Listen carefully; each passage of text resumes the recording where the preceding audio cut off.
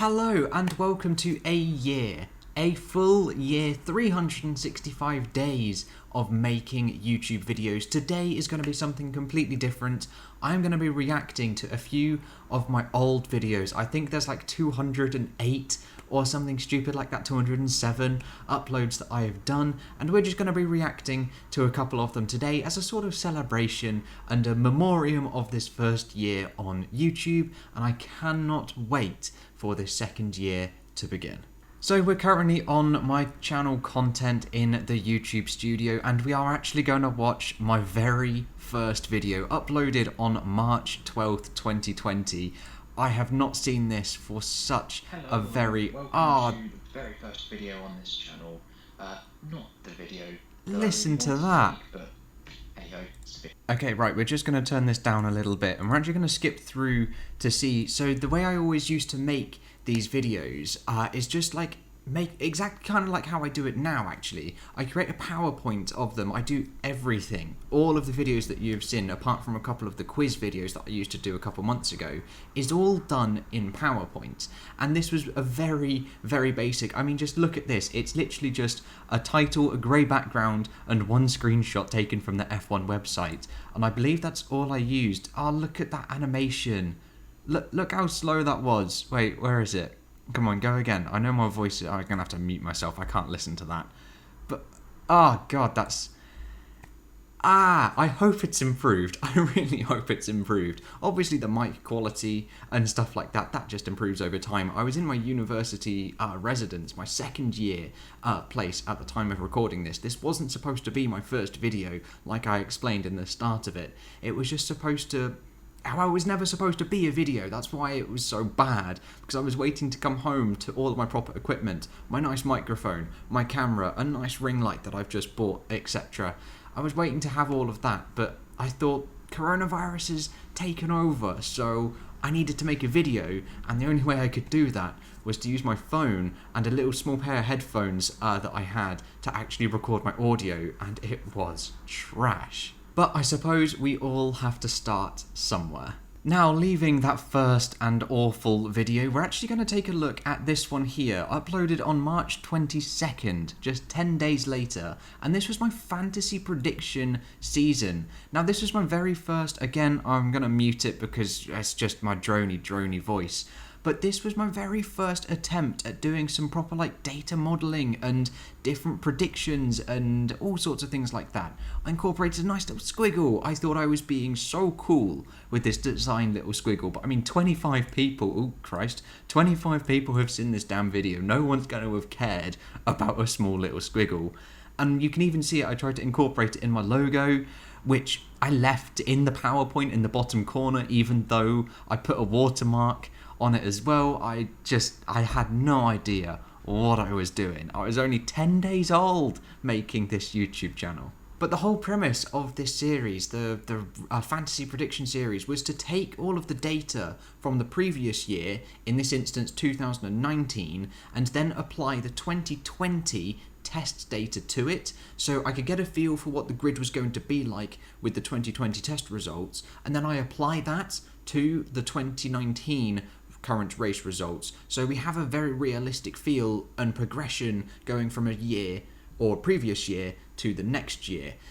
It didn't work out too well. I think if I actually take a look at some of the races that we did see in this season throughout this fantasy prediction series, I can actually go and have a look and compare the results and see how accurate I was. Okay, so I think Bahrain, we had Bahrain in this fantasy prediction season, round number 2, for some reason. I don't know why I put Bahrain as round number... Was that supposed to be round number 2 in 2020? And there's my little logo that popped up. I felt really cool putting some chroma keys behind it, you know, so you could see all the stuff behind. Thought I was being edgy, things like that. But we also had Bahrain in the 2020 season. Oh god, I even did a zoom and whatever that was as well, because I got fed up of seeing the just the stationary title on here again with my little squiggle. So I thought, let's put these fancy like animations in and stuff like that. It just it didn't work, did it? Also just realised you can see exactly what I've been watching down on this right hand side, but I don't really mind about that. It's only like Marvel stuff, Doctor Who, very British things like Star Wars and stuff like that, and of course F1 things. But I think somewhere in here in the maths section, if it wants to skip forward. So here we go. Here was the times in the 2020 test in Spain. Here was the 2019 test times also in Spain. I then looked at the tyres that they did, the number of laps, how far behind they were on the two different years. I then gave them different scores. This was for the SLD, the single lap delta, how to change the single lap pace from like qualifying. So creating a variable that I could use from all of the data provided to change the 2019 single lap paces. So things like qualifying and practice and stuff like that. And then I had to create a race multiplier. So I converted all of the lap times and race times to seconds. And then I found this multiplier that I could use. And I multiplied that through, and that's what created the new race times. So let's just actually have a skip through to see what I came up with, because I spent a long time talking about all the maths and the rubbish. It's actually like halfway through the video where I actually start talking about the practice results. So here was practice 1 for my projected Bahrain Grand Prix. Leclerc, Verstappen, Bottas, Vettel, Hamilton, Ricciardo, Gasly, Sainz, Ocon. Let me just pull up the actual practice for 2020's Bahrain Grand Prix, practice number 1. Okay, so I've got it on 2 separate tabs now. So here is my practice 1 predictions based on the single lap deltas that I created and stuff. Leclerc, Verstappen, Bottas, Vettel, Hamilton in the 1 minute 30s, the low 1 minute 30s. We then go to the F1 website for the Bahrain Grand Prix practice 1. Hamilton, Bottas, Perez, Sainz, Gasly, Verstappen in the 1 minute 29s. So I failed. I failed dismally. It didn't work in the slightest, but it was a very cool experience, and it actually helped me with all of my data modelling and stuff like that. It was the first big project that I actually worked on. Oh, now this was a very good one actually. The Formula 1.5 2014 full season review part number 1. It was 45 minutes long. Oh, fancy intro. Look at that. Oh, and we've got the zoom still going on. Even bigger sort of text and things like that. Like 45 minutes long, 27 views. That's not too bad, you know. That's not too bad. I was a month old at this point on my YouTube channel. So this basically went through and I removed Mercedes, Ferrari and Red Bull from the 2014 season from every single session.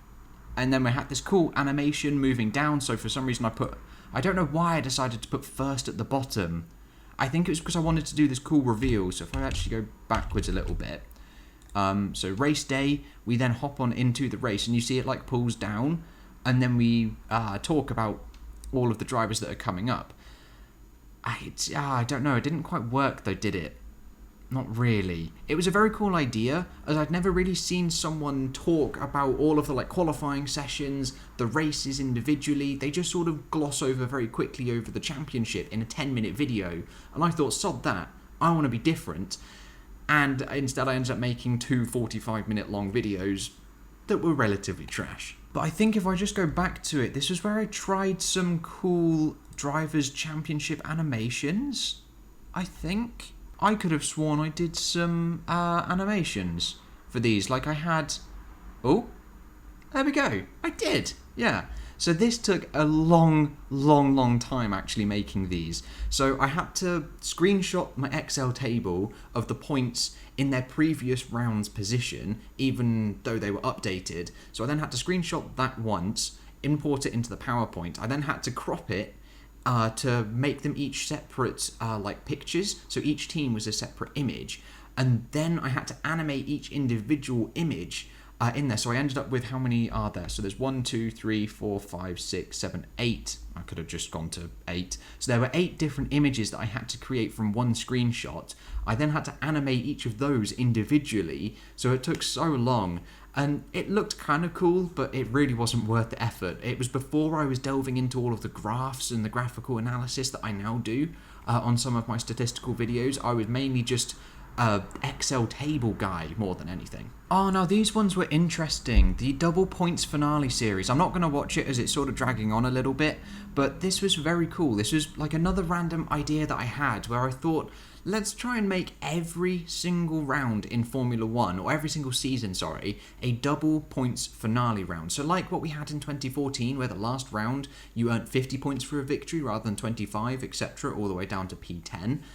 I thought it could have impacted the seasons a little bit more, but I think after doing all of them, it only impacted, I think, like 2 or 3 different seasons, so it really wasn't worth my time doing that whatsoever. It was very cool researching it, and I got to learn more about the F1's history, but it really wasn't worth it. And I also tried to colour code each of my thumbnails. They were all very bland, very boring. My logo in the bottom left, a grey border, and it was pink for the double points finales, blue for the F1 chats, green for the virtual Grand Prix reviews where they did a long virtual Grand Prix season, and then yellow for my fantasy prediction as well, with this sort of reddy colour being the Formula 1.5 season, which I think I got up to 2015, maybe 2016, I can't quite remember. Here we go. Here was my very first video. I keep going over the title. Is Alexander Albon really as slow as the media are saying? This was when he was receiving quite a little bit of hate. I'm not sure. Yeah, so the season had started. We were at round 3 at this point. Now, this was a very interesting video that I actually worked on. 15 minutes long, not bad. And it was the first video that actually banged on this channel, and this was when I was still doing those sorts of intros. So I was still on the grey background, normal text, random poppy up logo rather than just jumping straight into it. But I sort of compared him to, the first 3 rounds. Here's the qualifying records for each of the teams at the current time. So it was Verstappen 3-0, AlphaTauri 3-0, and Russell was 3-0 against Latifi at the time. And then I went into... Jesus Christ, I spent a long time on one screen. Blimey O'Reilly. So here was the average gaps here was the gaps in Austria for whichever teammate was in front. So Russell was in front for Williams. He was 5.9 tenths ahead of his teammate. Grosjean was in front by almost half a second, etc. Repeated it down for everybody. And then we did Styria, and then but Styria was the weird rain affected one as well, which is why we see 2.1, 1.9, etc. And then I think I tried to do some overall, so adding up the overall gaps, and we can see that Verstappen was ahead by 1.7 seconds, Russell ahead by 3.5 over Latifi, whereas the teams that had a clean sweep, we see that I've forgotten his name now. Albon was actually closer to Verstappen over the three clean sweep. God, that's a tongue twister. Teams so far, which was Williams, AlphaTauri, and Red Bull. I mean, it was very close between these two. So in that respect, no, he wasn't. But it's because he was being compared to Verstappen. And where was I up to now? I think I was just showing some pictures whilst I was talking about it at the end of this. But yeah, that's the sort of thing I tried to do, and this video attracted insane numbers of people, 2,571 views so far. That was my first video to ever hit 1,000 views, and I think with the one after that, I made another one statistically comparing Albon versus Gasly. That one did exceptionally well as well. Oh my god, I forgot I did these series. So behind the F1 videos, it was the first ever time that I did face reveals. I was just walking around my room, walking around this place as well where I'm at now, just holding up my phone to my face, just talking about my day and how it's going. I think the first couple were again 45 minutes long, and I would upload them every week. So it was what I was doing and what was going through my life at the time in terms of content creation, in terms of uni, in terms of everything like that. And they were long episodes, and I thought I can't really do that anymore because they were long episodes, and especially to edit also. So I decided to cut them down and just primarily talk about the stuff relating to my videos instead. And if we just head to this one, scaring a group of pheasants, I actually went on a walk where I live currently, not up here at university. So Friday the 11th of September 2020. Oh, look at me with my short hair and my face and stuff like that. I think I was talking about a random video that I was currently uploading and what my plans were, but I actually went on a nice walk, and this was the very first time I'd taken my phone outside and was talking to myself outside as well in my nice little Nico Rosberg cap from, 2016 or something like that. And somewhere just here, I met some pheasants. There were loads of pheasants going everywhere. God, this video quality is awful. I have since upgraded my phone, so I have actually got some better video quality and stuff like that. I'm now on Google Pixel 4a rather than Google Pixel itself. Maybe upgrade when I get a full-time job after university, as I end up graduating so very soon, and that is absolutely terrifying, but equally very fun as well. And there we go, there is just a couple of my old videos. I hope you have enjoyed that very, very different video as well. I might do, again, something similar to this if I manage to reach 2 years of Formula 1 content creation. But if you have enjoyed, please let me know in the comments below if there's anything else that you'd like me to do, or anything that you think I should do for 1,000 subscribers, which is slowly creeping up on us. We're just like 230 odd away or something like that. Please leave me some suggestions in the comments. But that is all I've got for you today, guys. I hope you have enjoyed, and I will catch you in the next episode with whatever and whenever I decide to make it. I'll see you guys then.